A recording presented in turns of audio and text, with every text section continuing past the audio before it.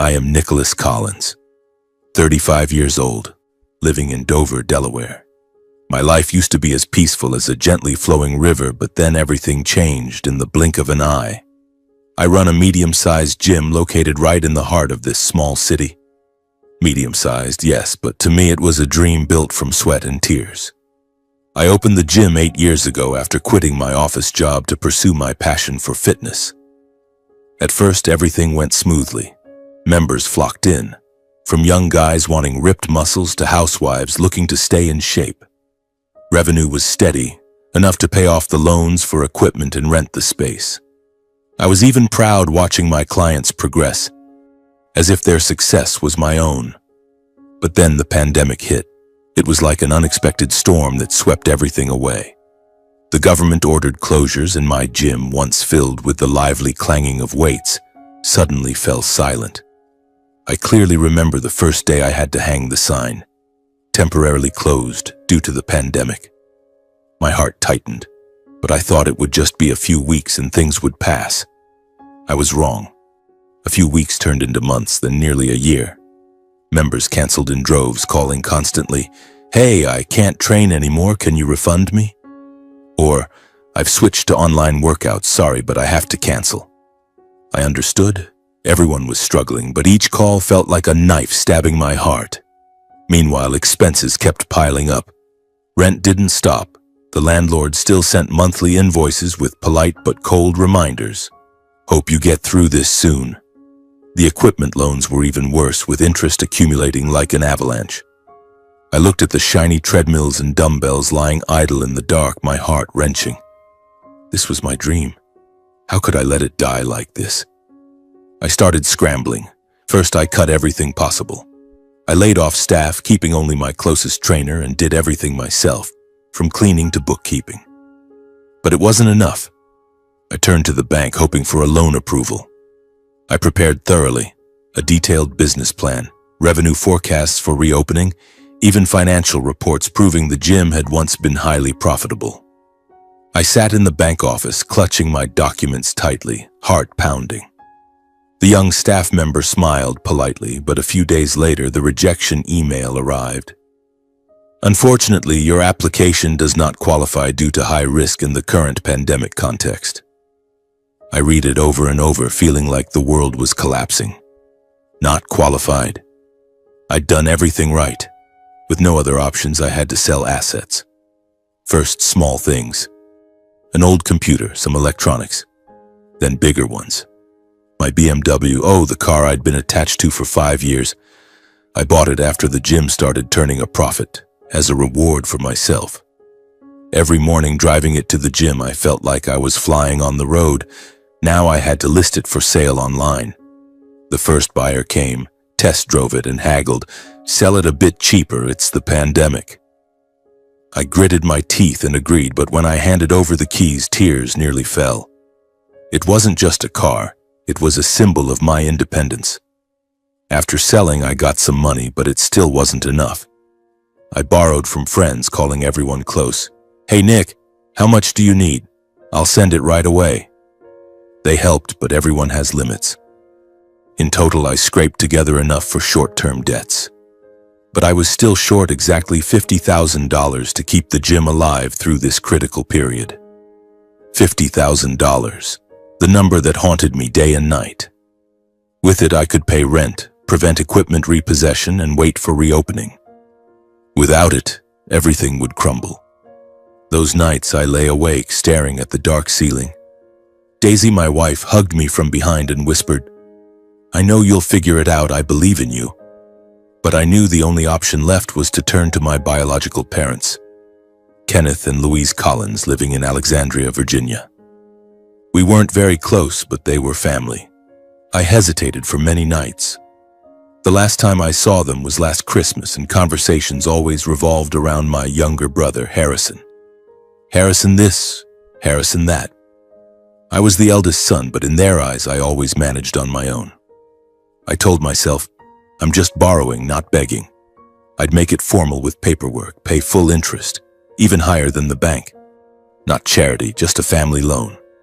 That morning I drove my old clunker, the replacement for the BMW, toward Alexandria. The highway stretched endlessly, wind whistling through the cracked window. My parents' house was the same, a two-story home with a lush green garden, a symbol of the stability I'd always envied. I knocked, forcing a smile. Mom opened the door, her face showing surprise. "Nick? Why the sudden visit?"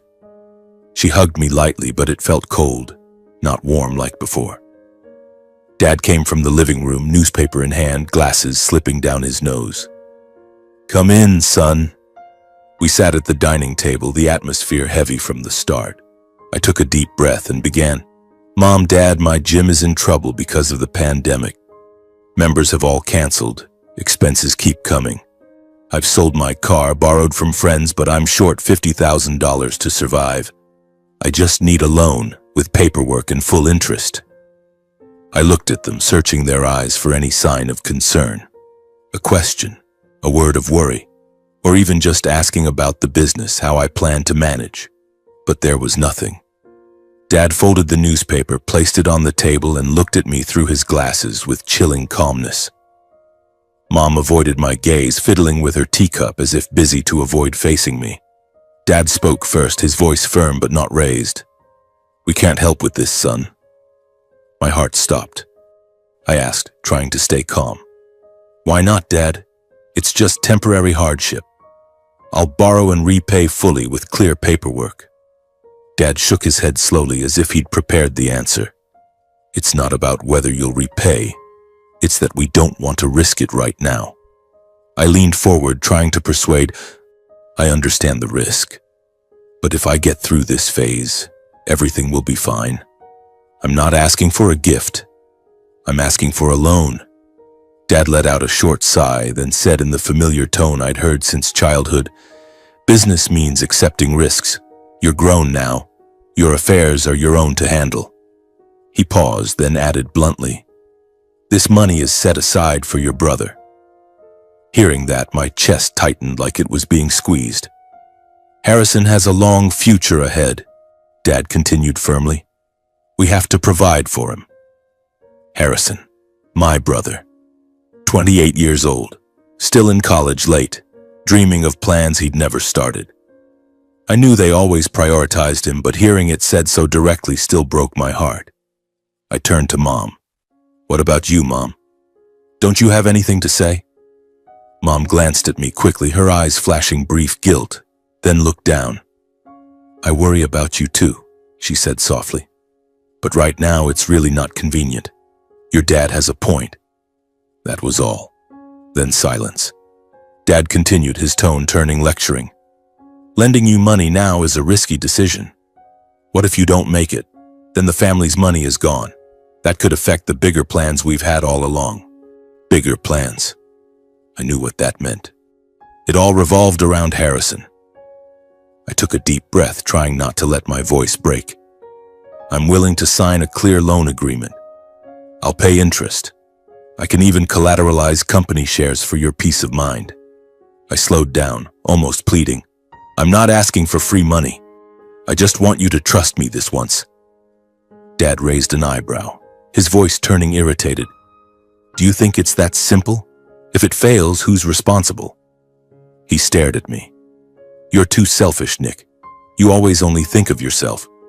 Have you ever put the family's interest first? Frankly, if you were good enough and stable enough, you wouldn't be here begging us like this."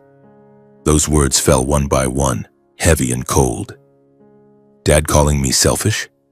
I'd given up a scholarship for Harrison. I'd sent money home from my first jobs. I'd stayed silent for years as all priorities went to him. Now, when I needed it most, they called me selfish. I opened my mouth to say more, but Dad raised his hand, cutting me off. "Enough. We've decided. No more discussion. Go home. Don't make this more awkward." Mom still wouldn't look at me. Her tea had gone cold long ago. I stood up without another word, and in that moment, stepping out of the house, I understood clearly. It wasn't just the money I was denied. I was denied as a son. I left the house, my steps heavy. It wasn't just the money, it was my status as a son. That feeling was like being stabbed through the heart, blood flowing while no one noticed. On the drive back, the highway blurred in the drizzle, and for the first time I wondered, had I ever truly been a priority in this family? I drove, tears streaming down, my heart full of confusion. Ahead was Dover, my dying Jim, and an uncertain future. I knew the fight wasn't over, but this wound would stay with me forever. The drive back felt longer than usual, or maybe it was just my imagination. Rain pattered on the windshield, each drop a reminder of failure. I tried to focus on the road, but my mind kept swirling with images. Dad sitting there, his face cold and expressionless. Mom looking down, avoiding my eyes. Those two words, selfish, echoed endlessly in my head. By the time I reached Dover, it was pitch black. Our small house was on the outskirts, peaceful with the vegetable garden Daisy had planted herself. I parked, turned off the engine, and sat in the darkness for a while. The smell of rain mixed with gasoline made me nauseous. Finally, I went inside, forcing a stiff smile. Daisy was in the kitchen, stirring a pot of soup, her brown hair loose, her eyes lighting up when she saw me. "You're back. Why so late?" She hugged me, and I tried to keep my voice normal. "Just traffic because of the rain, honey." I didn't want to tell her right away, didn't want to weigh down the atmosphere.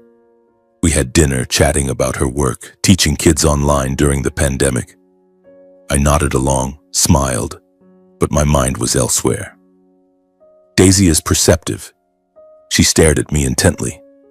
That night, lying in bed, I couldn't hold it in anymore. The dim nightlight cast shadows on the ceiling, and I started telling her.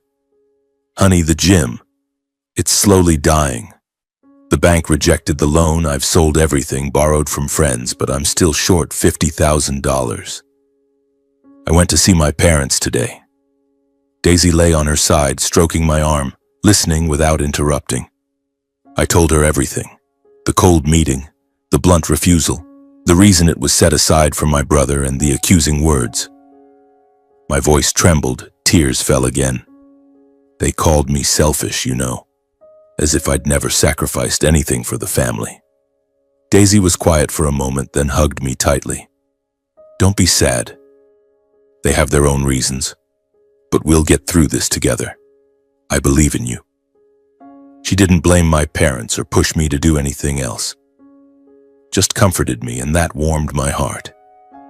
We fell asleep holding each other, but I lay awake for hours, my mind full of worries. $50,000, that number haunted my dreams like a ghost. The following days were hell. The pandemic raged on, streets empty, everyone masked up. I went to the gym every day, but only to stare at the piling bills. The landlord called constantly. "Nick, you have to pay this month, right? I understand it's tough, but I have my own obligations." I made promises knowing I was lying. Equipment lenders started sending notices. The bank kept mailing warnings. I cut back to the bare minimum, turning off lights, air conditioning, even cleaning everything myself to save every penny. But it was useless. Every morning, waking up, watching Daisy prepare breakfast, guilt gnawed at me. She was my only support, but I didn't want to drag her down with me. "I'm taking extra classes today to earn a bit more," she said. I shook my head. "I don't want you working harder. Let me handle it." But how? The thought of selling the gym began to creep in, sharp as a knife cutting flesh. It was my dream, our future. If I lost it, what would I be? A week dragged by, tense and slow. I tried to act normal, having dinner with Daisy, watching old movies, joking around. But at night I lay thinking about the future. Would I have to close permanently? Would Daisy be disappointed? Then one afternoon, while restrictions were still in place, people advised to stay home and avoid travel. I heard a knock at the door. I was at my desk, head down over the books, heart pounding with worry when the doorbell rang. Who could it be at this hour? Daisy was teaching online. I was alone in the house. I opened the door and froze. Joseph and Anna Miller, my in-laws, stood there, masks covering half their faces, carrying a small suitcase. "Why are you here?" I stammered, shocked and concerned. They lived in Talbot County, Maryland, hours away by car. Traveling during the pandemic was risky. especially for older people like them. Joseph was about 60, tall and thin with kind eyes. Anna stood beside him, neat and tidy, her familiar warm gaze visible even behind the mask. They came in, and the house suddenly felt warmer. Joseph removed his mask and smiled faintly. We were careful, son. Masks on, sanitizing the whole way. Anna hugged me lightly, the familiar scent of her cookies wafting from her. I led them to the living room and quickly made tea. My heart raced. I had no idea why they were here unannounced. We hadn't seen each other in months because of the pandemic. Are you both okay? Why didn't you call first? I asked, voice worried. Joseph sat down and looked at me seriously. We know you're struggling. Daisy mentioned it briefly. My heart sank. Daisy told them? She hadn't said anything to me. The meeting was short and straightforward, true to their nature. No beating around the bush. Joseph pulled a thick envelope from his pocket and placed it on the table. Take this money, son. It'll help you through this time. I took the envelope, hands shaking. I opened it and my heart stopped. Crisp new dollar bills neatly stacked, exactly $50,000. I was stunned, eyes wide. How can you give me so much? Where did this come from? All sorts of thoughts raced through my mind. Did they sell land? Borrow at high interest? Joseph and Anna exchanged a glance, a flicker of worry in her eyes. Don't worry about it, Joseph said in his calm, warm voice. We thought it through. Focus on your business, son. No need to ask too many questions. Anna nodded. That's right, son-in-law. We're family. But they avoided answering directly, and that made me uneasy. I knew they weren't wealthy, just a small farm in Talbot, living simply. $50,000 wasn't a small amount for them. I pressed, but Mom, Dad, I can't accept if it's not clear. Are there any conditions? Joseph shook his head. None at all. We're just helping you. The visit ended quickly. They stayed for dinner, then headed to a nearby hotel, not wanting to impose. I saw them out, my heart full of gratitude mixed with worry. Thank you so much for helping me, I said, voice choking. They hugged me and left into the evening. Back in the living room, I sat staring at the envelope, mind in turmoil. Grateful. This was the lifeline for the gym, but anxious. Where did the money come from? If they suffered because of me, I'd regret it for life. That question circled in my head all afternoon. That evening, when Daisy came home, I waited for her in the kitchen. Your parents came to visit today, I said. She stopped what she was doing, turned to me, eyes wide. Really? Why didn't you call me? I told her everything, the $50,000 envelope and how they dodged my questions about the source. I looked at her, voice lowering. I'm really worried, honey. I don't know where the money came from. I don't want to take it if it puts them in trouble. Daisy sat down, silent for a long time. Her eyes stared into the distance. Then she sighed. I'm sorry I didn't tell you earlier. They mortgaged the farm to borrow the money for you. It hit me like lightning. Their farm, that was their livelihood, the place they'd lived their whole lives, raised Daisy. Now mortgaged, meaning they risked losing everything if it couldn't be repaid. I held Daisy tightly, tears streaming. Why would they do that? I don't deserve it. Daisy comforted me. You do deserve it. They believe in you because they know who you are. I believe in you too. We'll get through this together and pay them back properly, fully. We held each other and I cried like a child. For the first time, I truly felt that quiet sacrifice. My in-laws had staked their old age on their faith in me. Their son-in-law, not even blood. That night I lay awake, unable to sleep. Moonlight shone through the window, illuminating Daisy's sleeping face. I kept comparing. My biological parents refused coldly, treating me like a burden. My in-laws, they sacrificed silently without demands or conditions. Joseph and Anna, they'd never blame me, always welcome me like their own son. For the first time, I realized that family isn't always where you're born. It's where people are willing to place their trust in you when you're at your lowest.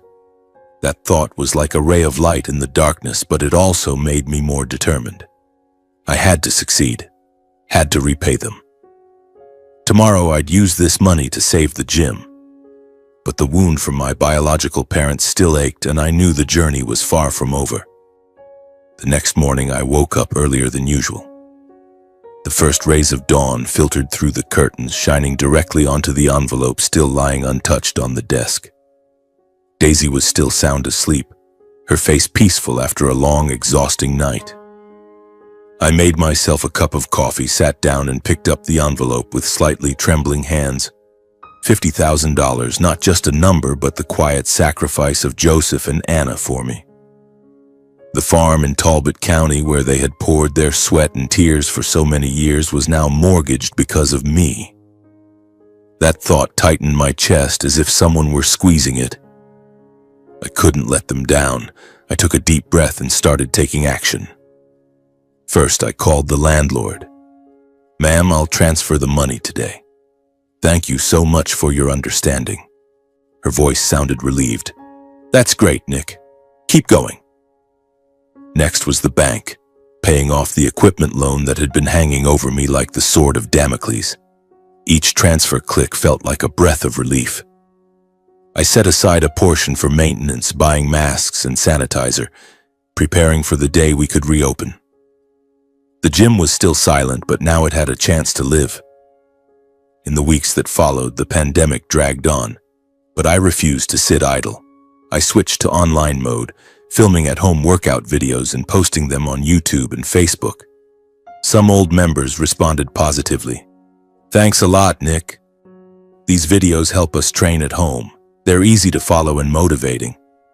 Revenue from video fees trickled in, just enough to survive. I knew I wasn't out of danger yet. Everything could only truly change when restrictions were fully lifted. Every evening I called Joseph and Anna.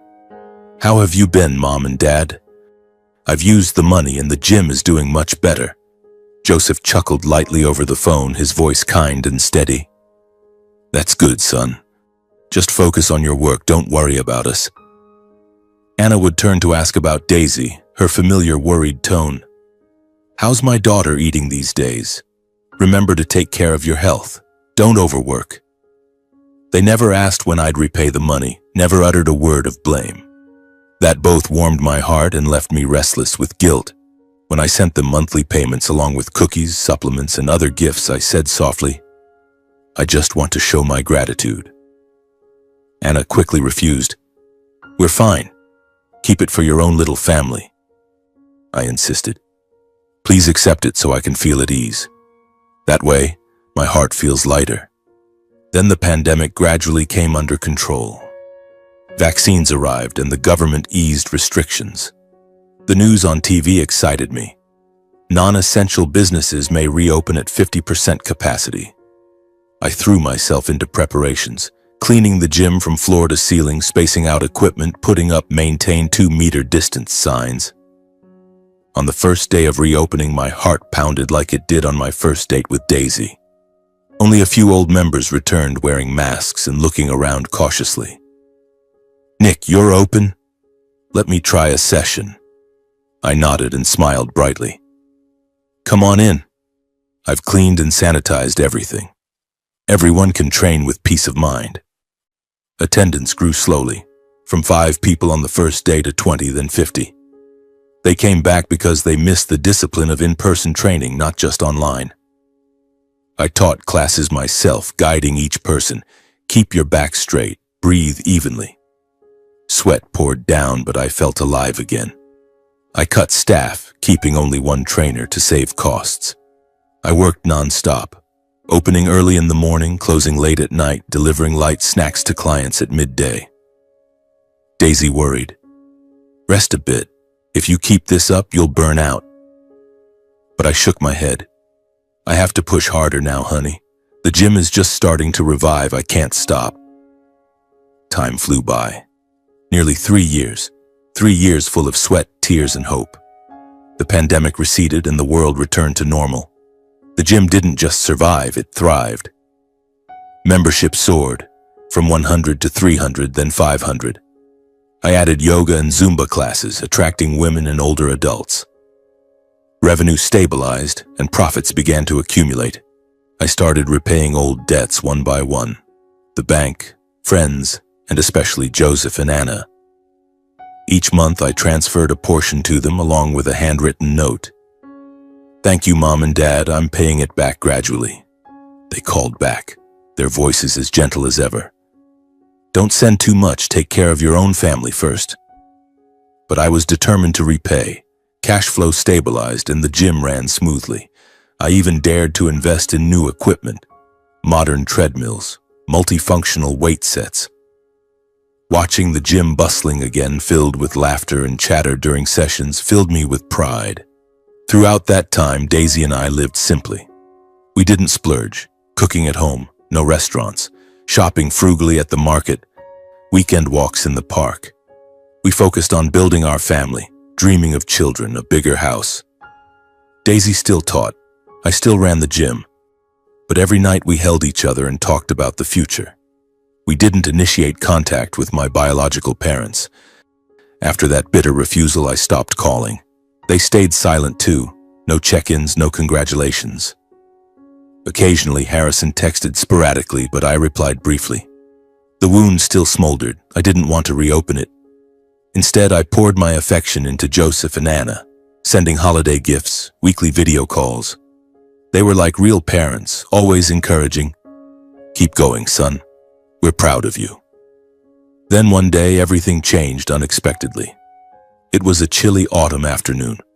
I was at the gym personally leading a new class when my phone vibrated in my pocket, a call from Kenneth Collins, my biological father. My heart skipped a beat. The last time we spoke was 3 years ago in that house when he flatly refused me. I hesitated for a few seconds, then answered. His voice came through immediately, dry and to the point. "Nick, I need to talk to you about something." No greeting. No congratulations. No. "How are you?" No, "How's the business?" He went straight to the matter as if I were just someone to call when needed. "Your brother Harrison is getting married," he continued. "The wedding has to be proper, respectable, to maintain the family's reputation." He paused briefly, then said firmly, "You need to contribute $150,000. I froze. My ears rang. The sounds of the gym seemed distant. I repeated, my voice lowering. "Did I hear that right? $150,000? Why so much, Dad? Who is Harrison marrying?" He cut me off. "The bride comes from a well-off family. They're doing it big. We can't look cheap. You understand? This isn't just a wedding," he added as if lecturing. "It's an important family event." He didn't mention the past. Not the time I begged for $50,000 when the gym was on the brink of collapse. Not the 3 years I struggled alone, selling my car, carrying debt, fighting day by day. It was as if none of it had ever happened. I swallowed hard and hesitated. But $150,000 is way beyond my means. I can help with a portion, but I can't afford that much. His voice immediately sharpened. "Why all the questions? This is for your brother, for the family's honor. You're stable now. Helping him once shouldn't be a problem." Then my mother's voice chimed in. She'd been listening on speaker. "That's right, son. Now that you're successful, helping Harrison is only natural. Brothers shouldn't be petty like outsiders." Those words cut straight into me like a knife. I slumped into a chair, gripping the phone tightly. In that moment, I understood clearly. In my biological parents' eyes, my success was never something to be proud of. It was just a resource, a mobile ATM, something to withdraw from when Harrison needed it. Harrison, the brother always prioritized, always protected, was getting married, and I had to pay for that facade. My heart raced, blood rushing to my head. I tried to stay calm. "Give me some time to think about it, Mom and Dad." Without waiting for a reply, I hung up. Around me, the gym remained lively, chatter, laughter, the steady clank of weights hitting the floor. But I sat there, isolated in the very place I'd built, realizing for the first time that the call wasn't a request. It was a demand. My hand was still gripping the phone tightly. The screen had gone completely dark, but my father's words kept echoing. Contribute $150,000. It's your responsibility. Responsibility? I smirked inwardly, but the smile was bitterly painful. 3 years of struggling, from the brink of bankruptcy to stable profits, all built by my own hands without a single word of concern from them. Now, when Harrison, their golden boy, was about to get married, they came back, treating my success like a wallet ready to be opened. My heart pounded, blood rushed to my head, but I didn't respond right away. I chose silence. I needed time to think, to understand exactly what I was facing. That afternoon, I drove home more slowly than usual. The streets of Dover were familiar. Rows of trees with scattered golden leaves falling, the chilly autumn wind whistling through the window. But everything felt hazy, as if the world had narrowed down to just that phone call. $150,000. A huge amount, enough to open a new branch, buy a house for Daisy and me, or invest in our future. But for Harrison's wedding? Just to maintain the family's reputation? I thought about him. Harrison, 28 years old, still drifting with half-baked business ideas, but always spoiled by our parents. The last time we met, he bragged about his bride, the daughter of a well-off family. And now, the wedding had to match that status. I pulled over to the side of the road, turned off the engine, and sat there for a long while. No, I wouldn't decide hastily. I needed to talk to Daisy to hear her thoughts. She was always my rock, the only one who truly understood me without judgment. When I got home, the smell of food wafted from the kitchen. Daisy was cooking my favorite beef stew. She turned around with a bright smile, but it quickly faded when she saw my face. "What's wrong today? You look like you've seen a ghost." I hugged her from behind, breathing in the familiar scent of her hair, and then we sat down at the table. I told her everything, my voice calm but my heart turbulent. My parents called and demanded $150,000 for Harrison's wedding. They said it's my responsibility because I'm successful now.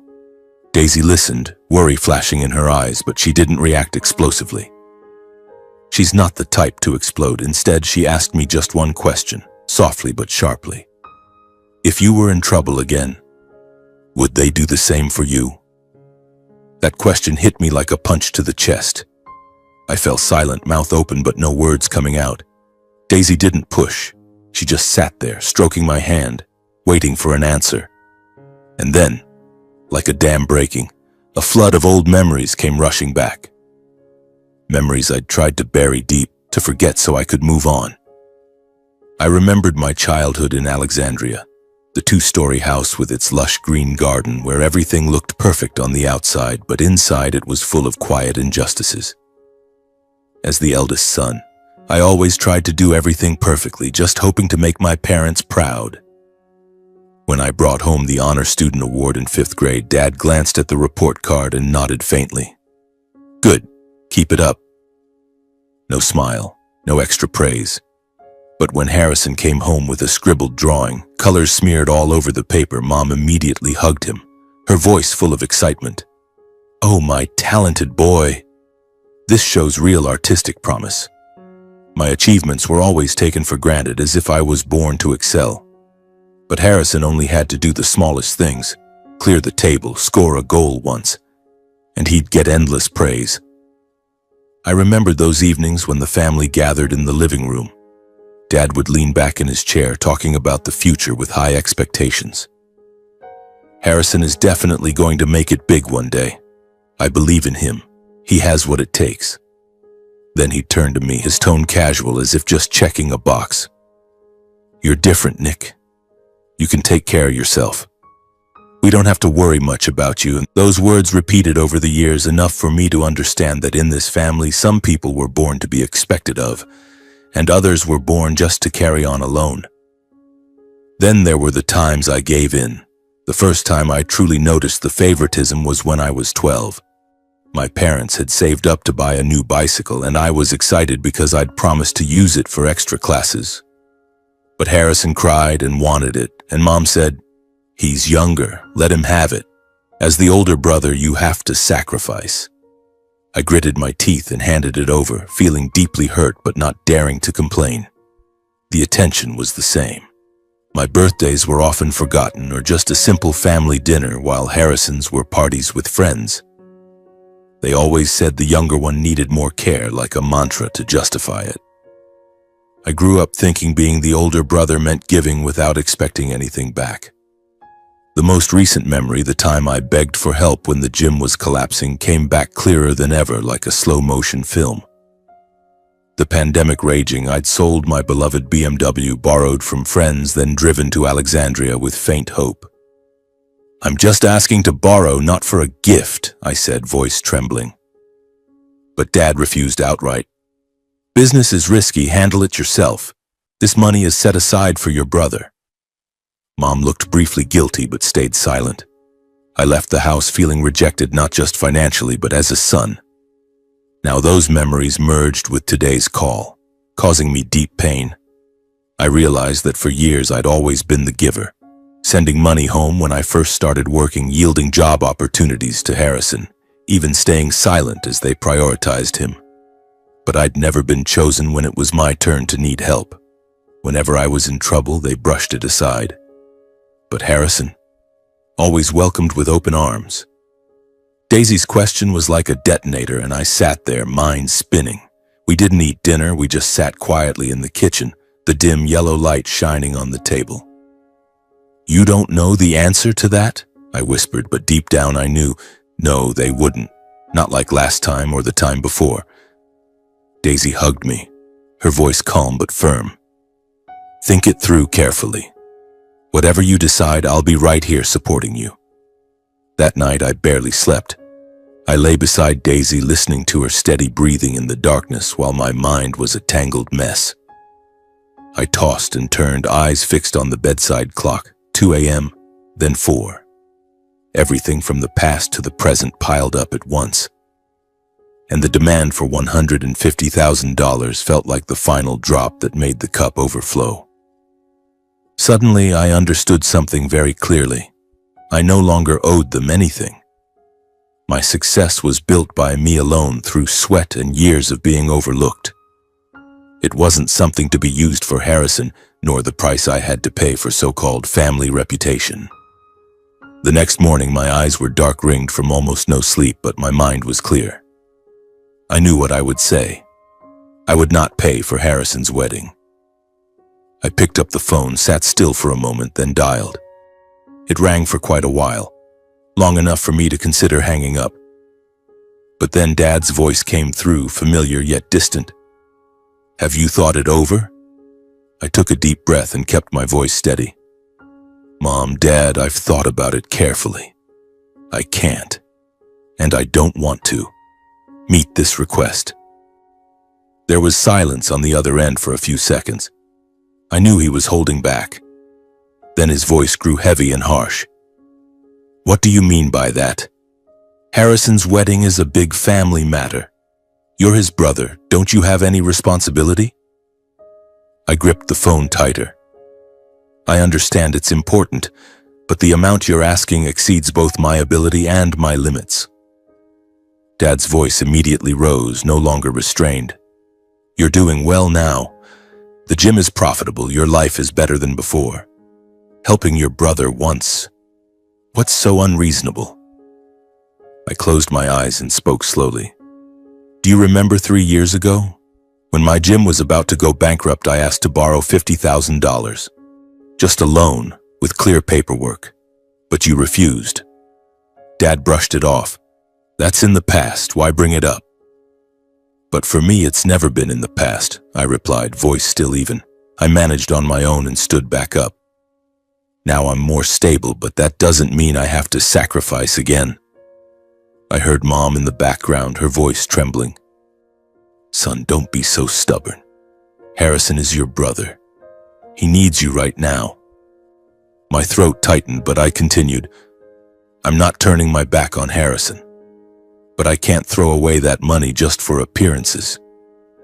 Dad's voice turned ice cold, each word heavy. "If that's how you think, then from now on consider that we no longer have a son like you.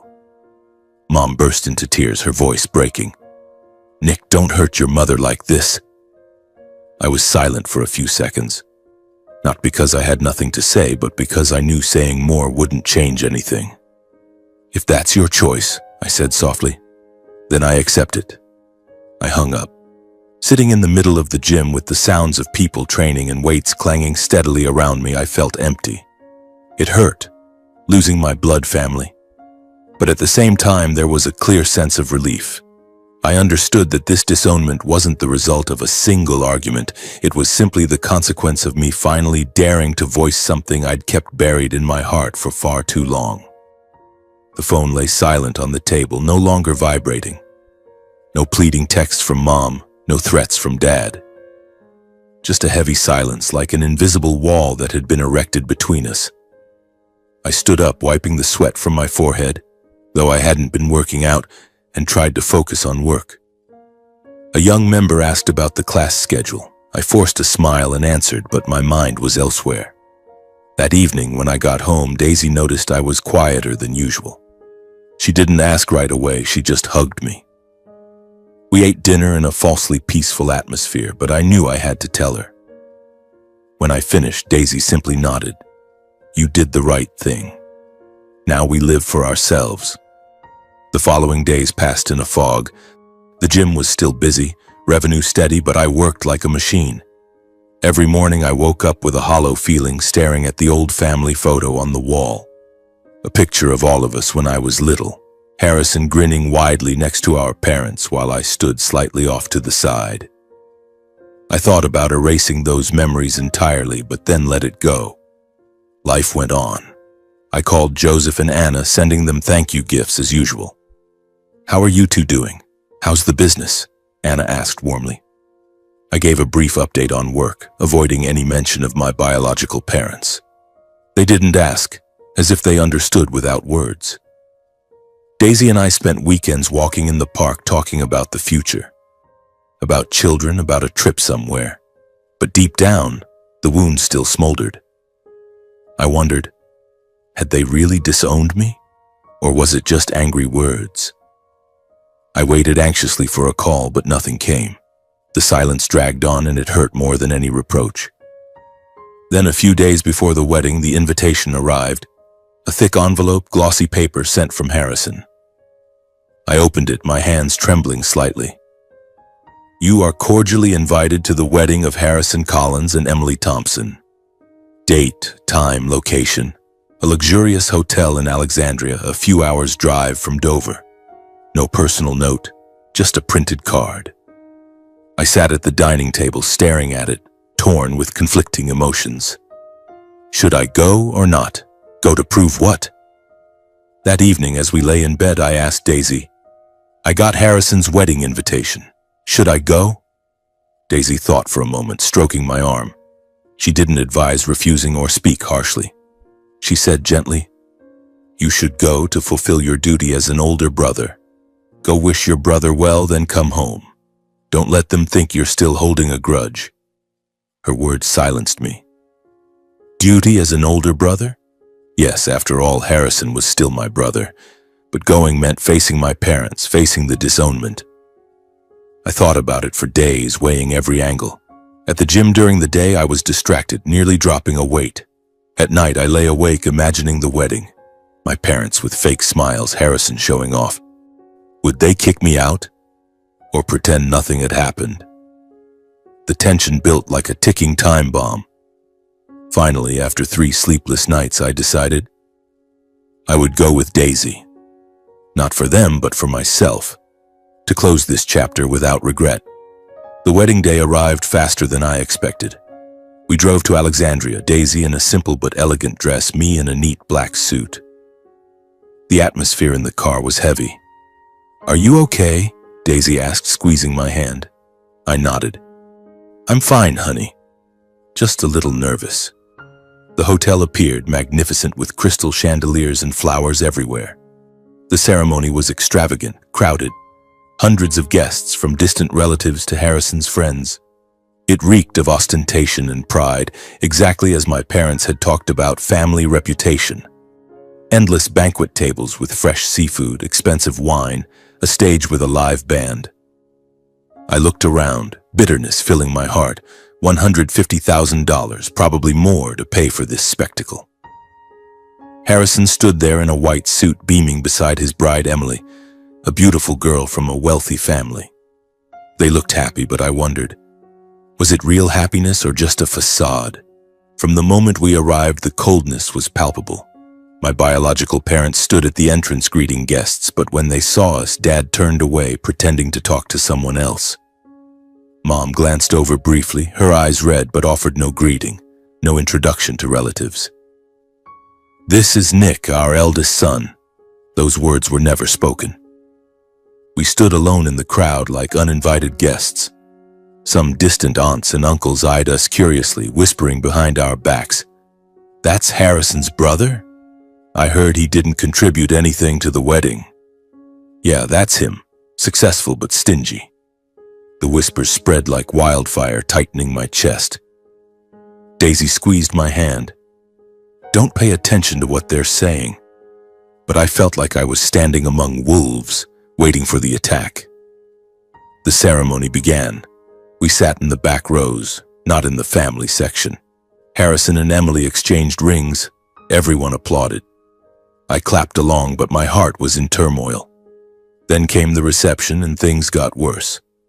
While mingling, Dad deliberately made sarcastic remarks.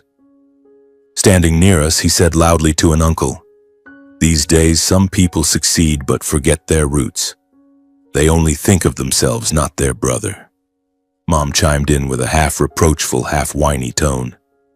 "Kids grow up, make money, and forget family ties. They don't shoulder important responsibilities for their brother, letting the family's honor suffer." She said it while glancing at me, indirectly blaming. I endured in silence, gritting my teeth and swallowing my anger, trying to keep face for everyone, even those insulting me. Daisy whispered, "Maybe we should leave." But I shook my head. "Wait a bit longer, I want to congratulate my brother." My heart raced, tension mounting. Would they stop? But no, it didn't stop at glances and whispers. Midway through the reception, my father, already tipsy, face flushed from wine, suddenly walked up to the band. Before anyone could react, he grabbed the microphone from the MC. The music cut off abruptly. The noisy hall fell silent. "Everyone, listen to me for a moment." His voice slurred but loud enough to fill the room. "Today is Harrison's big day, my youngest son," he said, raising his glass high. "A proud day for our family." Then he paused, his eyes scanning the room as if searching for his target. He continued, voice darkening. "But sadly, in this family, there's someone irresponsible, a traitor. When the family needed him, he turned his back. The hall went dead quiet. Glasses froze midair. Everyone turned in the direction of his gaze. He pointed straight at me. "That's Nicholas." "Our eldest son," he said, contempt unmistakable. "He's doing well now, living off his in-laws, but couldn't contribute a single penny to his own brother's wedding." A wave of murmurs swept through the tables. "Someone like him," he continued, voice rising, "isn't worthy of being the eldest son, isn't worthy of being here today." The words landed like a slow exploding bomb. I felt the blood in my veins freeze. My ears rang. I braced my hands on the table to stand, but at that moment Daisy stepped forward in front of me. She stood tall, unflinching, voice calm and clear enough for everyone to hear. "You say Nicholas is irresponsible," Daisy began, looking straight at my father.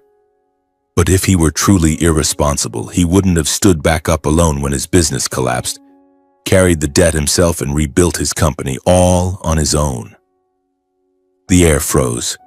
Daisy didn't glance at me. She kept her eyes on my parents. "He's not a traitor," she continued slowly.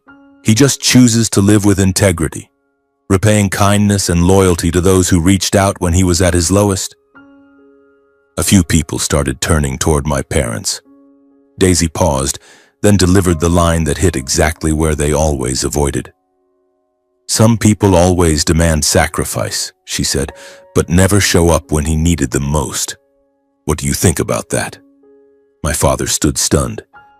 His mouth opened, but no words came. My mother went pale, hand over her mouth, eyes panicked. Around us, the whispers were no longer hushed. Some nodded.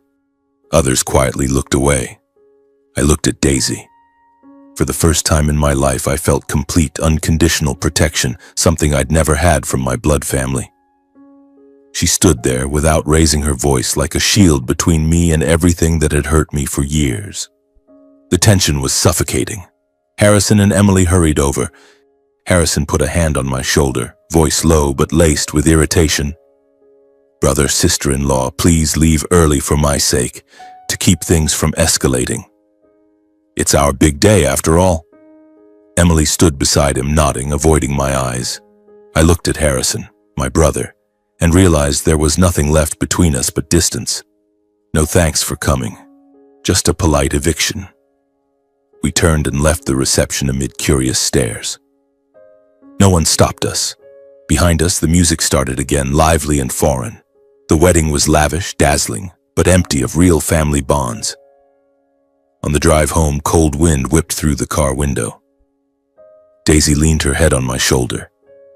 "Are you proud of me?" she asked softly. I nodded, throat tight. "You're everything to me." That night back in Dover, we held each other as we slept. But I knew that wedding wasn't the end.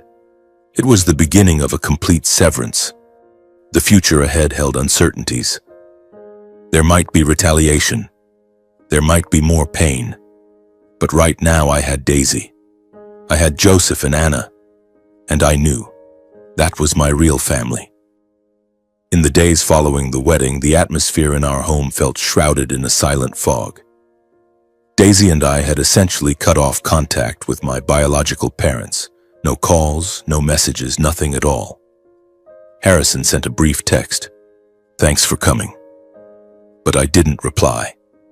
I wasn't angry with him. He was just a victim of that favoritism. But I was exhausted by the whole drama. We refocused on our own lives. The gym remained busy. Daisy continued teaching online. And we spent our evenings cooking together, watching movies, or simply lying in each other's arms chatting about nothing in particular. Every time the phone vibrated, my heart tightened, anxiously anticipating a call from Alexandria. Perhaps an apology, or worse, more blame. But nothing came. The silence stretched on, and it felt like confirmation. We had truly lost each other. Then one morning, everything changed. It was a beautiful autumn day, golden leaves falling outside the window, a cool breeze drifting into the kitchen. I was making coffee while Daisy sat at the table, her face a little pale but her eyes sparkling. She looked at me with a strange smile. "I have something to tell you." My heart skipped a beat. Her tone was so serious. I sat down, holding my hot cup of coffee. "What is it, honey?" Daisy took a deep breath and whispered, "I'm pregnant." The good news arrived quietly, without fanfare, but it left me stunned with happiness. The coffee cup nearly slipped from my hand. "Really? Are you sure?" She nodded and handed me the pregnancy test. 2 clear lines. I pulled Daisy into a tight embrace, tears streaming down my face uncontrollably. "We're going to have a baby." Laughter mixed with tears filled our small kitchen. For the first time after so many storms, I felt like life was opening a new chapter, bright and full of hope. Daisy smiled. "I've known for a few days, but wanted to be sure before telling you." That joy came with new responsibilities, and it made me think more seriously about the future. Before, we lived simply, renting a small house on the outskirts of Dover, enough for just the 2 of us. But now, with a child on the way, I couldn't leave things uncertain anymore. I started envisioning a stable home with a yard for the child to play in, a separate room for the baby, and a cozy space for our family. The business had gradually become solid. The gym not only survived but expanded with new classes and loyal members. Steady cash flow and monthly profits allowed me for the first time to make a big decision without fear. No more sleepless nights calculating bills, no more haunting thoughts of bankruptcy. Now I could dream bigger. "Let's buy a new house," I've been thinking about this for a long time, I said to Daisy one evening as we sat on the balcony stargazing. She looked at me, eyes bright. Really? Can we afford it? I nodded. I've saved enough. We'll find a house for us and prepare for our new family member. We agreed to look for a small, quiet, single-family home on the outskirts of Dover, somewhere with fresh air near parks and schools. Not a grand, flashy mansion like Harrison's wedding. Just a 2-story house with a backyard, 3 bedrooms, enough space for children and parents in their old age. The decision to buy a house wasn't about showing off or proving anything to anyone, not to my biological parents or relatives. It was simply about building a long-term foundation for our little family. We spent weekends house hunting hand in hand, laughing as we imagined. This room for the baby, I'll paint it blue, or the backyard for you to plant roses. Each viewing made my heart race with excitement and worry. Would it be okay? What if the economy shifted? But Daisy always knew how to reassure me. After a few weeks, we found the perfect house. Warm wood finishes, a spacious kitchen, and a view of a small lake. Signing the contract, my hand trembled on the pen, but my heart was filled with exhilaration. During the preparations, cleaning, buying furniture, I often thought of Joseph and Anna Miller, the ones who had quietly sacrificed for me without ever demanding anything. The farm in Talbot County, which they had mortgaged to lend me the $50,000 that saved my gym. Now that life was stable, I sent them money more regularly and called via video every week. "How are you, Mom and Dad? We're going to have a grandchild soon," I shared, and Anna's eyes lit up. "Really? We're so happy." Joseph smiled kindly. "Congratulations to you both." They never mentioned the money as if it had never happened, but I remembered clearly and my heart was full of gratitude. After many late-night discussions with Daisy, lying in bed whispering about the future, I took the initiative. "I want to invite Mom and Dad to live with us. As they get older, it'll be easier for us to take care of them." Daisy was surprised, her eyes welling up. "Have you thought this through?" I nodded. "I have, honey. It's not out of obligation, it's because I want to take care of them. They've given so much to me and our family." Daisy hugged me tightly, moved. "You're so good. I'm proud of you." I called Joseph and Anna, my voice trembling with nervousness. "Mom, Dad, Daisy and I bought a new house. It's spacious. Would you come live with us so we can take care of you more easily?" Silence on the other end, then Joseph's voice, hesitant. "Son, we're afraid of being a burden. The farm is still here, we're used to it." Anna added, "Your dad's right. We don't want you to worry about us." But I persisted. I spoke slowly, trying to convey my true feelings. "Mom, Dad, everything I'm saying comes from the bottom of my heart. I'm not doing this out of duty, I just want to repay your kindness and care for you while I still can." Daisy gently joined the call, her voice warm and sincere. "Mom, Dad, we really need you. Having you close would make us feel at ease." There was a long silence on the line. Then Joseph's voice returned, deeper and clearly moved. "All right, let us make some arrangements. Hearing you say that warms our hearts." The following week, Joseph and Anna came to see the house. As they stepped into the backyard, their eyes naturally lit up. Anna looked around and said softly, as if afraid to break the moment, "The house is so beautiful and peaceful." We stood there, embracing one another. In that moment, I felt it very clearly for the first time. Family isn't just where you're born. It's where people choose to stay by your side. And this time, I knew my family was truly complete. The new house quickly became a warm home. We moved in and arranged simple furnishings, the old comfy sofa, a wooden dining table, and a room for Joseph and Anna with a view of the lake. They moved in a few weeks later, bringing just a few things from the farm. Potted plants, old photos, and the familiar smell of homemade baking. Life slowed down. In the mornings, Joseph helped me fix the car. Anna taught Daisy family recipes. No pressure, no conditions. No one demanded anything, just sharing. Daisy's belly grew bigger and we laughed when the baby kicked, our little one so playful. For the first time, I truly felt I was building a family where bonds weren't based on blood but on kindness and trust. Joseph and Anna, they weren't blood relatives, but they had been there during my hardest times. My biological parents? They were far away in resentful silence. I didn't hate them, I was just sad. But now I chose the people who deserved it. In my heart, the concept of filial piety took on clear shape. Not repaying those who demand it, but caring for those who have sacrificed for you. Every evening we gathered for dinner, Joseph telling old stories, Anna smiling gently, Daisy stroking her belly.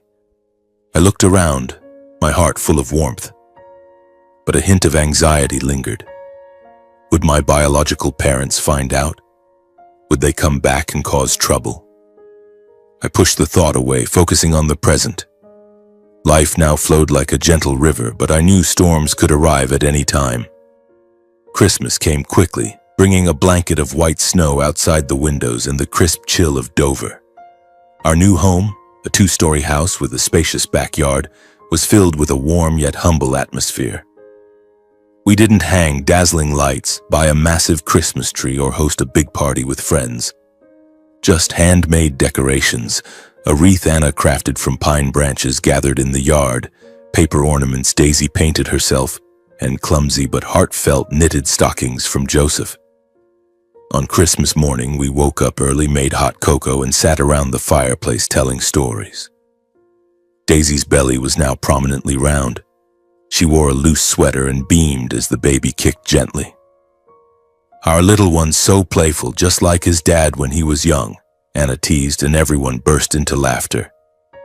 This was the first Christmas where I truly felt peace. No worries about bills, no haunting from the past. Especially with Daisy pregnant and our little family forming day by day.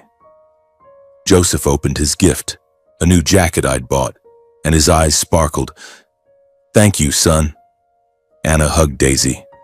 I can't wait for the grandchild to arrive. I sat there, heart full of gratitude, thinking that finally life had been fair to me.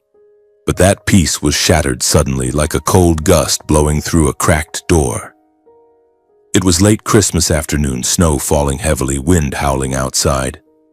We were gathered around the table for a simple dinner of roast chicken and Anna's homemade pudding when a knock echoed, strong and insistent, not the friendly tap of a neighbor. My heart tightened. A bad premonition washed over me. I went to the door myself. Opening it, I froze. Kenneth and Louise Collins, my biological parents, stood there, coats dusted with snow, faces flushed from the cold. Unannounced, uninvited. They stepped inside without waiting, bringing with them the faint smell of alcohol and an obvious air of jealous scrutiny. Dad's eyes immediately scanned the house, the polished wooden floors, the warm fireplace, the simple yet comfortable furnishings, and finally the presence of Joseph and Anna at the table. "So this is your new house? Quite luxurious, huh?" he said, sarcasm dripping from his first words. I tried to stay calm, closing the door, my heart pounding. "Why the sudden visit? Come in. It's cold." They entered, removing their coats, but the atmosphere in the house suddenly turned heavy as lead. Daisy stood to greet them, her pregnancy clearly visible, but my parents only nodded coldly. Anna and Joseph exchanged glances and politely invited them to sit, but the tension was palpable. Dad sat down, eyes sweeping the room. "Look at you, living the high life now. Big house, nice things. Buying people's loyalty, are you? Showing off your wealth like this." His words cut like a knife, clearly aimed at Joseph and Anna, as if they were the loyalty being bought. Mom chimed in with a reproachful tone, glancing at Daisy. "That's right. Ever since you started relying on your wife's family, you've turned your back on your real family. No calls, no check-ins, and now you've even moved your in-laws in. What are we to you?" My heart raced, blood rushing to my head.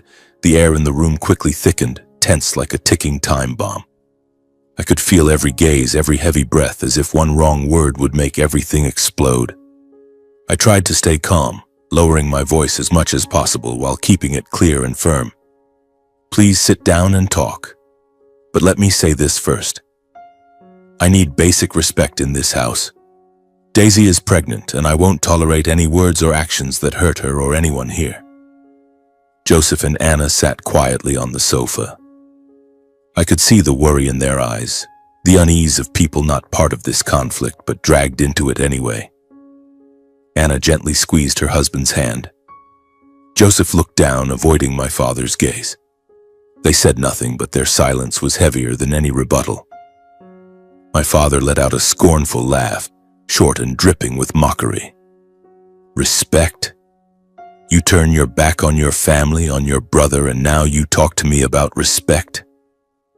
Accusations poured out relentlessly, without evidence or listening. He ranted about my ingratitude, betrayal, living off my wife's family, shaming the family name. Each sentence was like a dull blade, not killing instantly but cutting deep and prolonging the pain. Then everything spiraled out of control. Dad shot up from his chair. His face was flushed, the strong smell of alcohol filling the air. He whirled toward Joseph and Anna, arm raised and trembling with rage. He spat, voice full of contempt. And you two think mortgaging your farm and throwing money around buys you someone else's son? I'm his real parent. The room seemed to lose all air in that instant.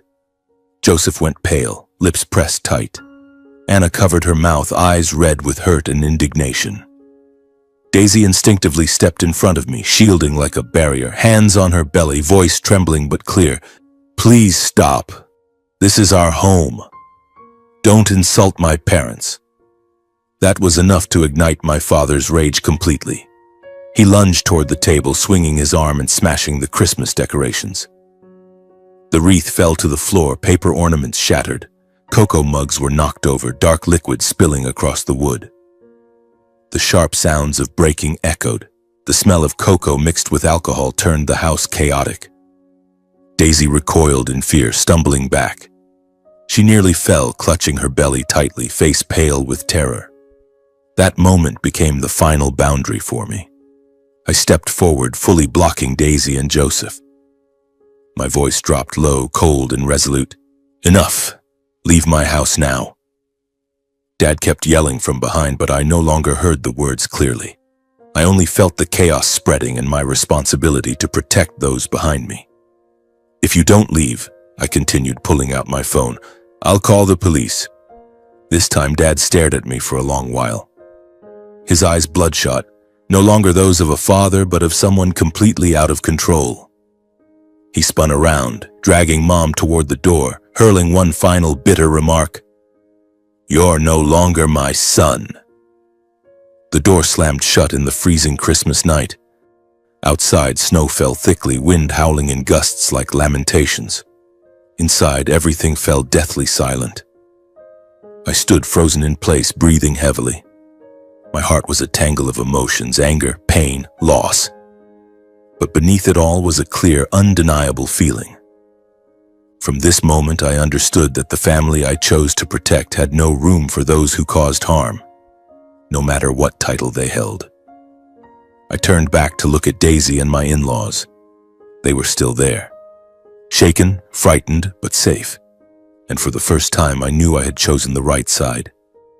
The door closed behind my biological parents with a resounding slam that echoed through the freezing Christmas night, like an irreversible ending. Snow fell thickly outside, wind howling through the cracks. But inside the house, the atmosphere remained heavy, like a dark cloud that hadn't dissipated. I stood there for a moment, breathing heavily, my hand still gripping the phone, ready to call the police if they came back. But there was no more knocking, only the patter of snow on the roof. I returned to the living room where the wreckage from the Christmas decorations lay scattered on the floor. Shattered pieces of the wreath, spilled cocoa pooling everywhere, and the lingering faint smell of alcohol from my father. Daisy sat on the sofa, hands clutching her pregnant belly, face pale and trembling. Joseph and Anna stood beside her, him patting her shoulder, her whispering prayers. Are you okay, honey? I rushed over, kneeling in front of Daisy, gently stroking her belly. She nodded weakly. I'm fine. Just scared. But suddenly her face contorted in pain, hands gripping her belly tighter. Nick, my stomach hurts so much. I think I'm going into labor. The contractions came fast and intense, uncontrollable. Daisy curled up, gasping for breath, sweat beading on her forehead. My heart nearly stopped. I realized immediately. Daisy was going into early labor, 2 weeks ahead of schedule. The doctor had said the baby would arrive early in the new year, but now, on this Christmas night after the chaos that had just unfolded, her mind was still in shock. "Daisy, hang in there, honey," I shouted, voice shaking. There was no time for panic or dwelling on what had happened. I turned to Joseph and Anna. "Mom, Dad, help me. We need to get her to the hospital now." Joseph nodded, his face pale but composed. "I'll get the car." Anna hurried to fetch a coat for Daisy, her voice trembling. "Stay calm, dear. God will protect you." We quickly helped Daisy up, wrapping her in a warm blanket. Her belly contracted relentlessly. Pained groans filled the house. I carried her to the car, snow falling on our heads, the wind biting cold against our skin. How could I let this happen? How could I let family conflict affect her at such a vulnerable time? We sped to the nearest hospital, about 15 minutes away. Christmas night was frigid. The streets were empty, lit only by dim streetlights and blanketed in white snow. I floored the accelerator, hands gripping the wheel, glancing in the rearview mirror at Daisy lying in the back. Joseph supporting her head, Anna praying nonstop. "Stay calm, honey. Breathe deeply," I reassured her, trying to keep my voice steady despite the fear gripping my heart. The hospital emerged in the darkness, its neon lights glowing brightly. I screeched to a stop at the emergency entrance and yelled, "Help! My wife is in early labor." Nurses rushed out with a wheelchair for Daisy. "How many weeks? Any complications?" they asked rapidly as they wheeled her in. 32 weeks, but she just went through a shock," I replied, voice panicked. Daisy was taken straight to the delivery room, the doors slammed shut behind her. Joseph, Anna, and I stood in the hospital hallway waiting in utter anxiety. The corridor was cold and sterile, filled with the strong smell of disinfectant and the beeping of machines. I paced back and forth, hands clenched, cold sweat pouring down despite the chill. "Son, sit down," Joseph said, trying to stay calm to encourage me. He patted my shoulder. "Daisy's strong and God will watch over her." Anna sat nearby, fingering her rosary beads, praying incessantly. "Lord, please protect my daughter and her baby," she whispered over and over, eyes closed tight. I sat down, mind spinning. How long had it been? An hour? 2? Every minute felt like a century. I thought about the baby, so small, not full term. Would everything be okay? And Daisy, how much pain was she in? Self-blame surged again. Christmas night was supposed to be peaceful.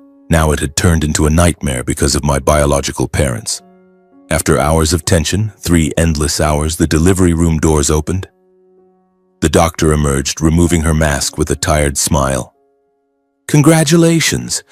It's a healthy baby girl. Mother and child are safe." The newborn's first cry echoed from inside, shattering all fear and exhaustion.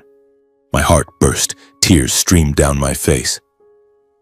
Anna thanked God and cried along. Joseph hugged me tightly. We were allowed in to see them. Daisy lay there, exhausted but radiant, hair damp with sweat, eyes shining.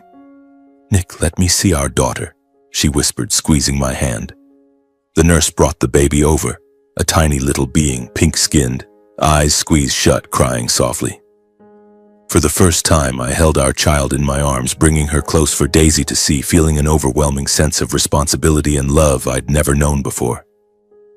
She was so light, so warm, and I whispered, "Vivian, Daddy's little girl." That was the name we'd agreed on long ago, a promise of a new beginning. Vivian meaning life after all the storms. Daisy held my hand and whispered, "It was all worth the pain. Look how adorable she is." I nodded, tears rolling down. My in-laws stood quietly watching their granddaughter, eyes misty with pride and fulfillment, saying nothing but radiating contentment. Joseph gently stroked the baby's hair. She looks just like Daisy when she was little. Anna cried tears of joy. The small hospital room became our family's peaceful world, completely separated from the conflicts outside. We sat there, forgetting the chaotic Christmas night, forgetting my biological parents, forgetting the cold snow beyond the windows. There was only Vivian, our tiny baby, crying for milk, and soft laughter filling the air. In the days that followed, the hospital became our temporary home. Daisy needed monitoring because of the early birth, and so did Vivian. She was small but strong, just needing extra warmth. I took a few days off from the gym to stay at the hospital full-time. I savored every simple moment. Changing Vivian's diaper with clumsy but loving hands, singing her to sleep in my hoarse voice, watching her yawn, seeing Daisy smile weakly but reassured as she nursed our daughter. "She looks just like you," Daisy teased, and we laughed. Joseph and Anna took turns bringing food from home. Hot chicken soup, fresh fruit. "Eat up, dear. Regain your strength," Anna said, her eyes glowing with happiness. Those moments were like healing medicine, washing away the memories of the argument. I thought about the future, going home with Vivian, teaching her to walk, watching her smile. I believed the biggest storms had passed, that from now on our little family would only know peace ahead. No more biological parents, no more drama, just pure love. At that time, I had no idea that this rare sense of completeness was only a brief lull. I thought I had finally protected my family, put everything in its right place. But that peace was more fragile than I imagined. Just as I allowed myself to breathe a sigh of relief, a serious crisis was quietly waiting, ready to strike my life at any moment. The first weeks with Vivian passed like a sweet dream, interspersed with sleepless nights and endless joy. Our tiny little girl, with her big round eyes and wide grins when full of milk, had become the center of our world. Daisy recovered quickly from the early birth, though she was still tired from the nights Vivian cried for feedings. I took a few more days off from the gym, delegating to my trusted trainer to devote all my time to the family. Every morning I woke up early, prepared Vivian's formula, and watched her coo in the wooden crib that Joseph had handmade. "Sleep well, Daddy's girl," I whispered, my heart full of warmth. Anna helped Daisy cook nutritious porridge, her voice gentle. "Eat up, dear. Stay strong for the baby." Joseph busied himself fixing little things around the house, the leaky faucet, the creaky window, smiling kindly. "It's a new house. It needs some care." We lived at a slower pace without rush or pressure. The house on the outskirts of Dover had truly become our home, with its lush green backyard and the lake sparkling under the spring sun. A month flew by in the blink of an eye. Vivian had grown chubbier, her cheeks rosy, and we decided to hold a small 1-month celebration for her. Not to show off, but simply to mark this milestone in our journey as parents. The party was cozy, held in our new home, with few guests. Just close family and a handful of friends, 2 trainers from the gym, Daisy's colleague, and a friendly neighbor couple. We decorated simply, soft pink balloons hanging loosely, a dining table with a homemade cake. Anna baked it. Daisy decorated with fresh fruit. No expensive wine, no loud music, just cheerful laughter and the aroma of baked goods filling the air. Daisy wore a loose dress, holding Vivian, beaming. "Today is your day, sweetheart." The baby slept peacefully in everyone's arms, her chubby cheeks oblivious to being the star of the party. Daisy's laughter rang out as she recounted Vivian's nighttime cries. In the middle of the night, she wails and Nick fumbles, putting the diaper on backward. Everyone burst into laughter. Joseph clapped. "Son, I was the same way back then." Anna gazed at her granddaughter with misty, happy eyes. "She looks just like Daisy when she was little." The sight of Vivian sleeping soundly, passed from arm to arm, filled the house with life. I stood in a corner watching the scene with a rare sense of fulfillment. The past months, full of turmoil from the pandemic, rejection by my biological parents, the chaotic wedding, the disastrous Christmas, now seemed distant, Believing our little family had finally turned to a peaceful chapter, I told myself, I've done it. Nothing can destroy this anymore. We cut the cake, toasted Vivian's health, and the party ended with warm laughter. As friends left, they said, "Your family is so happy, Nick." I hugged Daisy. "Thank you for everything." As night fell, everyone gradually retired. Joseph and Anna went to their downstairs room, tired but content. "It's been a long day. Good night, son."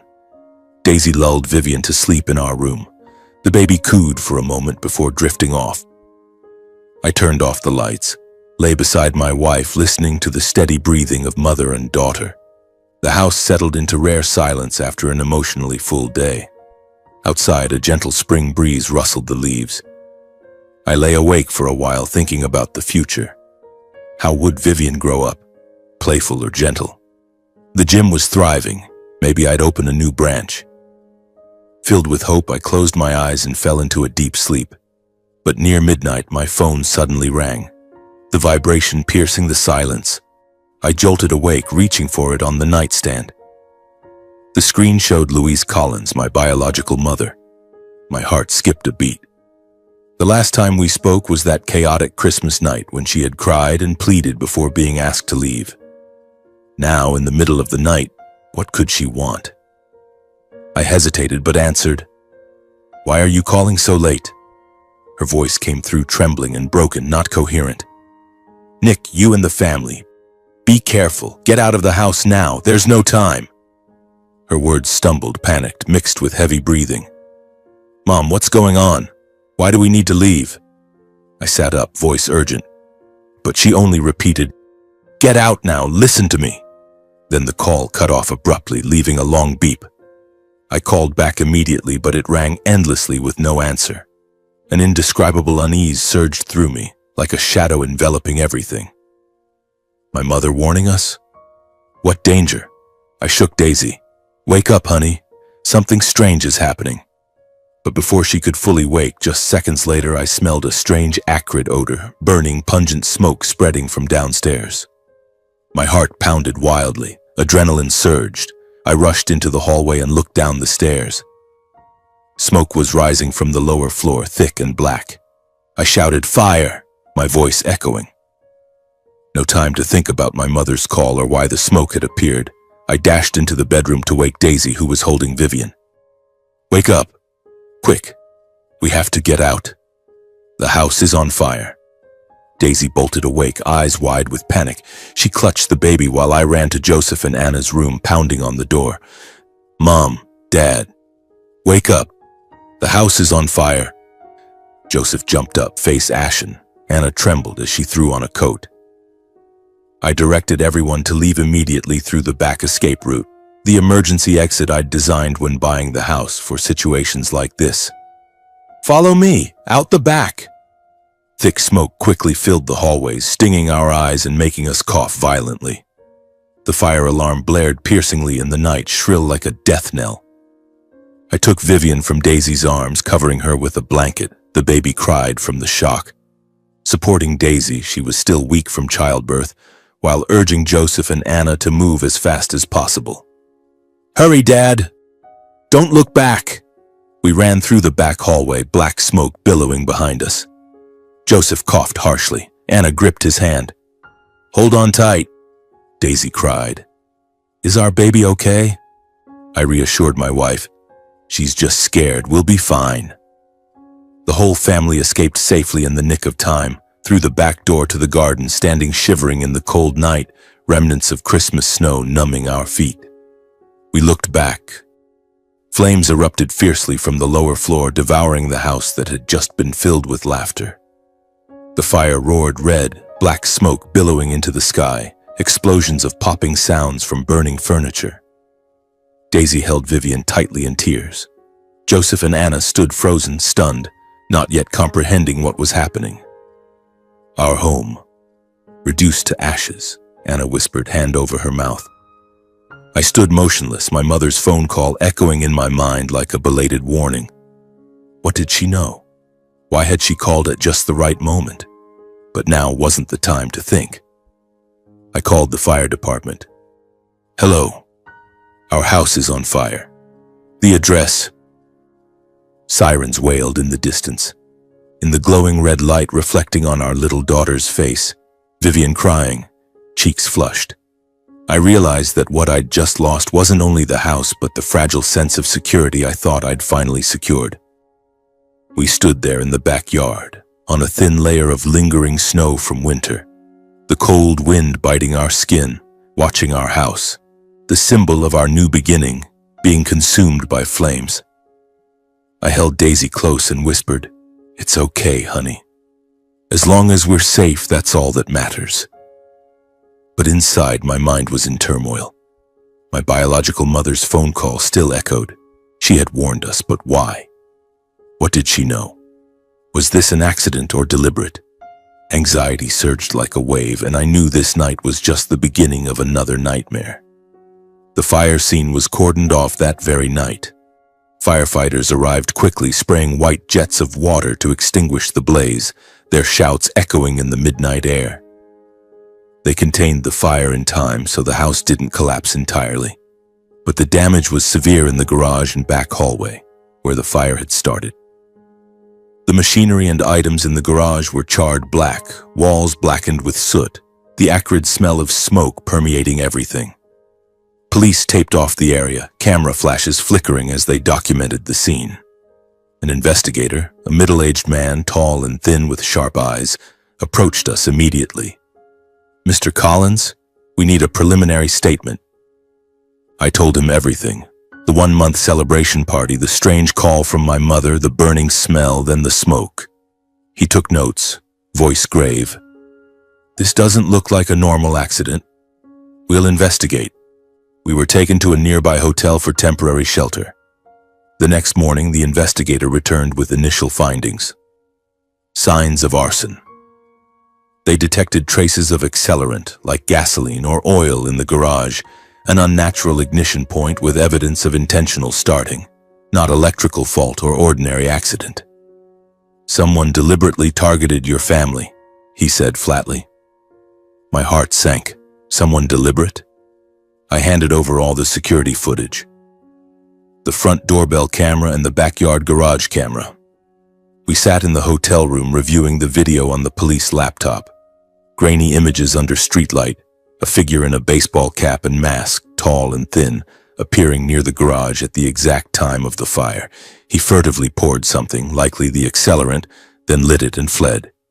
A car parked nearby, an old gray-silver sedan, sped away. The gate and the car sent chills down my spine. They were too familiar. It was my father's build, Kenneth, and the car matched the one he always drove. "Do you recognize anyone?" the investigator asked. I nodded shakily. "That man might be my father." The words cut like a knife, but the evidence was clear. Anxiety spiked. If it was him, why? What motive? After the fire, our family temporarily moved to a small rented house nearby. A modest bungalow on the outskirts of Dover, safe and quiet enough for Daisy and baby Vivian. Not as luxurious as the old villa, but with a small yard, cozy bedrooms, and importantly far from the fire scene. We salvaged what we could from the ashes. A few clothes, family photos, Vivian's crib, hearts aching. Daisy suffered psychological trauma from the shock. In those first nights, she jolted awake, imagining the smell of smoke, sitting up in panic, always clutching Vivian tightly. Joseph and Anna Miller were still reeling from the house fire. As elderly people, they tried to comfort and help Daisy care for Vivian. Joseph carrying the baby around the yard, singing lullabies in his deep voice. Anna cooking soup, cleaning the house, her voice trembling. God will protect us. But their eyes were red when thinking of the lost home, where they had begun a peaceful retirement. Meanwhile, I cooperated closely with authorities to uncover the fire's cause. Every day I went to the police station providing more details. The history of conflict with my biological parents, from the loan refusal, the humiliating wedding, to the chaotic Christmas. They were jealous of my new house, of our stable life, I said bitterly. My mother's warning call became key. I drove with the investigator to Alexandria, Virginia, to her house. She opened the door, face pale, eyes red as if sleepless. We sat in the familiar living room, where I'd once been rejected, and questioned her. What did you know about the fire? Why did you call right when it happened to us? Louise initially evaded, voice stuttering. I was just worried about you. I had a bad premonition. But under pressure, she grew panicked, statements contradictory. I don't know anything, or it was just a feeling. Finally, she broke down crying, confessing part of the truth. She hadn't set the fire herself, but overheard Kenneth saying terrifying things before leaving. Let's see if he can keep that house. He has to pay for being unfilial. She called to warn because she sensed something big, but it was too late. He had already gone. Her statement was the final piece. Kenneth was arrested soon after, hiding in a motel hundreds of miles away near the Virginia border. He was charged with arson and endangering lives. During interrogation, he still tried to blame me, growling, "He's the unfilial one. I was just teaching him a lesson." But evidence piled up. Fingerprints on an accelerant can found near the scene. Street cameras capturing his car near Dover that night, and Louise's testimony. The motive was clear. Jealousy and control. He couldn't bear seeing me succeed while ignoring my birth family, living happily with my in-laws. With complete evidence, he faced criminal prosecution plus a no-contact order with my family pending trial. I received the papers feeling relief mixed with pain. My biological father, the once pillar, now a prisoner. The trial took place a few months later in a Delaware courtroom. The atmosphere was tense, suspenseful like a crime movie. I sat in the witness seat, Daisy beside me holding a giggling Vivian, oblivious to it all. Kenneth sat in the defendant's chair, gaunt and avoiding eye contact. The prosecutor presented evidence. Security video, Louise's testimony, accelerant traces. The defense lawyer tried to argue. He lost control in a moment of anger, a temporary emotional outburst. But the jury wasn't convinced. After 3 days of arguments, the verdict. Kenneth sentenced to 12 years in prison, full compensation for damages, hundreds of thousands of dollars for the burned house, and a permanent criminal record. A humiliating fall for someone who lived for appearances. He who once prided himself on Harrison's wedding and family honor now bowed his head before the court. I looked at him, heart aching but without regret. He turned to me one last time, eyes red. Nicholas, I'm sorry, son, but it was too late. My mother truly awakened for the first time after the trial. She realized she had stayed silent too long, letting her husband's favoritism and dominance destroy everything. She requested a meeting through the lawyer, too afraid to come directly. We met at a neutral cafe. She sat across from me, hands trembling on her teacup. Nick, I'm sorry. I chose the wrong side, and I've lost you. She cried, recounting years of silently enduring Kenneth, prioritizing Harrison to avoid his anger. I listened, heart a tangle of pain and exhaustion. I didn't retaliate with words or revisit the past. I spoke slowly, calmly enough for her to understand it wasn't fleeting anger. Mom, I don't hate you. But for me now, Daisy and Vivian's safety is absolute priority. If you truly want to mend things, it has to start with respecting my boundaries. No demands, no manipulation, and no using Harrison to pressure me. Mom bowed her head, tears falling silently. After a moment, she spoke, voice trembling but clearer. I know I've been silent too long, let things go too far. I don't dare ask for forgiveness right away. I just hope you'll give me a chance to start over little by little in a way that's safe for you. She nodded as if reminding herself, I promise. I'll respect what you've said. We hugged one last time. No lingering resentment, but not yet peace. I knew the wound was too deep to heal immediately, but at least for the first time it had stopped bleeding. On an autumn afternoon when we had moved back into our rebuilt house, identical to the old one but sturdier with enhanced security, we stood in the backyard. I watched Vivian, now crawling, grinning widely as she chased a ball. Daisy sat nearby, hand on her belly. We were expecting our second child. Joseph and Anna smiled kindly, both grandparents singing lullabies to Vivian. I looked at my little family and my in-laws, the ones who had stood by me from the lowest point, from the $50,000 loan to the night of the fire, and understood that blood doesn't automatically mean love. True family is presence in hardship, not demands in success. I realized that money can save a business from bankruptcy, but it can't save a family on its own. The only thing that can is boundaries. When boundaries are clearly set, people know what they're allowed and what they can't cross. Without boundaries, family ties easily turn into prolonged harm. I also learned that filial piety isn't unconditional endurance. Love doesn't mean allowing others to control, impose, or hurt you in the name of family. When sacrifice flows only one way, it's no longer devotion, it's erosion. And above all, when someone threatens my safety and my family's, forgiveness is no longer just emotional. Forgiveness doesn't include giving them another chance to do the same. Some doors, once closed, are to protect those behind them, and I have no regrets for closing them.